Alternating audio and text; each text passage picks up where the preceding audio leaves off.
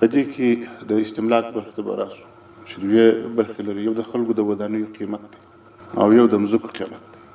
موږ تخمینا چې اټکل مو کړی دی خالي د ودانیو د 2.5 میلیونه افغاني خلکو ته ورکول کېږي او په دې کې د اسلامي امارت د ډېر غټ ترحم پر بنیاد باندې داسې یو استملاک دی چې ما خو تر اوسه پورې ساری نه دی لیدلی. الله پاک دې د پړاوونه په خیر سرته ورسوي. په دې واجب باندې چې کوم قیمتونه چې موږ د شرکتونو څخه اخیستي دي د آر سی سی یا د نیمه پوخ او د خامک ورود د آر سی سی او نیمه پوخ چې دا هغه اعظمي برخه دلته جوړوي چې موږ نړولي دي یا نړېدل جریان لري.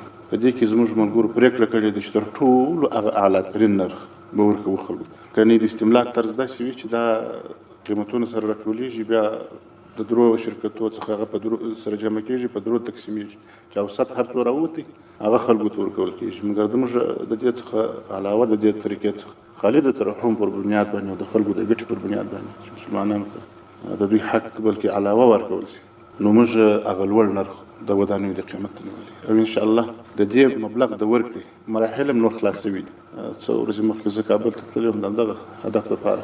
خلکو ته اکاونټ نمبرونه جوړېږي یا د شروع دي اوس انشاءالله ډېر ژر به خلک خپل مبلغونه ترلاسه کړي. په دې کې باید څوک تشویش هم ونه کړي ځکه دا کوچنی کار نه دی د یوه سړي سره معامله نه ده د یوې کلي سره نه ده دا یوه غټه پروژه ده پروسه ده. پروسس هم یو مخکې وخت غواړي نو خلک په دې کې باید تشویش هم ونه کړي او سودایان هم ونه اوسي او دې پروسې ته په کتلو باید ډېر تلوار هم ونه کړي. دا یوه خبره ده.